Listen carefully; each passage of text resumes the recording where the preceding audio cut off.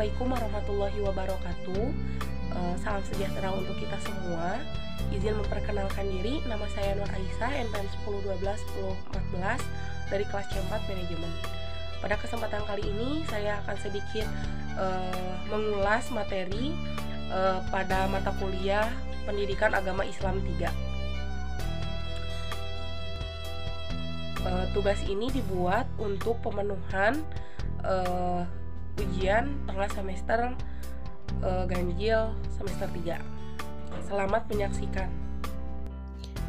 Marifatullah, tujuan mengenal dan mengetahui serta mempelajari tentang Allah yaitu: pertama, al-maudu, pembahasan. Kedua, kuwatut dalil, dalil yang kuat. Terbagi menjadi 3, yaitu dalil nakli, dalil yang tertulis dalam kitab, dalil akli, dalil yang bersandar pada akal, dalil fitri, yaitu fitrah daluriyah serta sunnatullah. Lalu yang ketiga ada atsimar, hasil serta pengaruh dari mengenal Allah Subhanahu wa taala.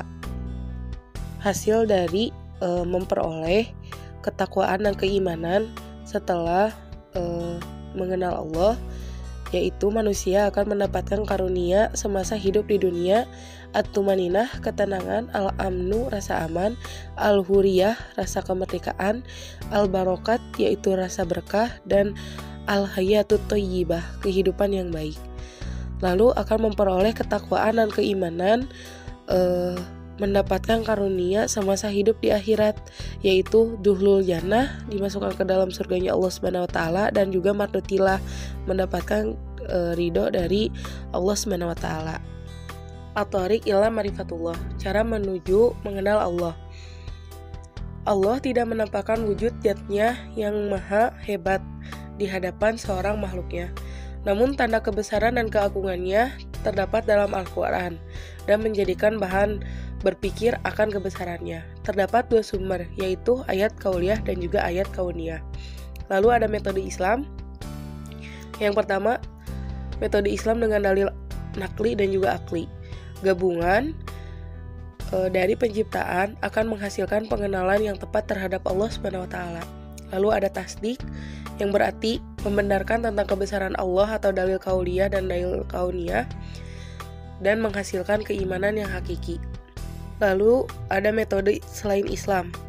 Pertama, dugaan hawa nafsu. Hal ini berlandaskan rasa dugaan terhadap sangkaan.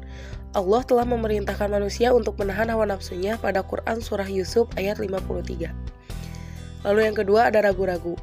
Hukum ragu-ragu ketika mengerjakan atau melaksanakan ibadah dapat dikondisikan bahwa kita tidak mengerjakan amalan tersebut. Lalu yang terakhir berakibat kufur. Kufur berasal dari kata kafaro yukafiru kufuro, artinya menutupi sesuatu dan menyembunyikan kebaikan yang telah diterima. Kufur merupakan menolak tauhid dan mengakui keesaan Allah Subhanahu wa taala. Al-manawi min marifatullah, hal yang menghalangi manusia dalam mengenal Allah. Terbagi menjadi 2. Pertama, maradu syahwat. Syahwat artinya selera, nafsu, dan juga keinginan. Fitnah syahwat terbagi menjadi 3, yaitu fitnah wanita, anak, dan juga harta. Sifat dari penyakit syahwat dan solusi penyembuhannya. Sifat penyakit syahwat terbagi menjadi 5 bagian, yaitu al-fisku, kefasikan; al-kibru, kesombongan; az-zulmu, kezoliman; al-kizbu, kedustaan; katsyarul ma'asi, banyak melakukan perbuatan maksiat. Solusi penyembuhannya yaitu perbanyak mujahadah kepada Allah Subhanahu wa taala. Mujahadah di sini dapat dilakukan dengan cara sholat taubat. Lalu yang kedua ada maradu syubhat. Syubhat artinya samar, kabur, dan tidak jelas. Jenis fitnah syubhat terbagi menjadi 3, yaitu fitnah kekafiran, fitnah kemunafikan, fitnah bid'ah agar terpecah belah. Penyakit syubhat terbagi menjadi 4, yaitu az-zahlu, bodoh; al-itiyab, keraguan-raguan; al-inhifar, penyimpangan; dan juga al-ghaflah, kelalaian. Solusi penyembuhannya yaitu menghadiri majelis ilmu, banyak berkumpul di majelis ilmu, dan melakukan tholabul ilmi. Lalu pembahasan yang terakhir mengenai tauhidullah, bukti keberadaan Allah Subhanahu wa taala. Pengertian tauhid. Tauhid merupakan inti dari akidah Islam yang artinya mengesahkan. Tauhid dibagi menjadi 3 macam, yaitu Tauhid Rububiyah. Merupakan makna itikad bahwa Allah bersifat esa, pencipta, pemelihara, dan Tuhan seluruh alam. Lalu yang kedua, Tauhid Mulkiyah. Merupakan tauhid milik Allah mutlak yang perlu diesakan. Tauhid ini bermakna sebagai penolong. Dan yang terakhir, Tauhidullah ibadah, mengesahkan Allah SWT dalam implementasi menanamkan sifat ikhlas. Ashar asyirik, bahaya syirik. Pengertian togut. Togut merupakan segala sesuatu yang diabdi atau yang dipegang keyakinannya selain daripada Allah SWT dan diridhoi ibadahnya.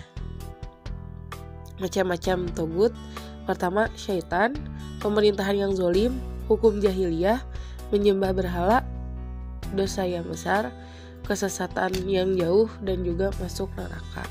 Sekian materi yang saya dapat sampaikan. Mohon maaf apabila ada kesalahan ataupun kekeliruan. Saya ucapkan terima kasih banyak. Wabillahi taufiq wal hidayah. Wassalamualaikum warahmatullahi wabarakatuh.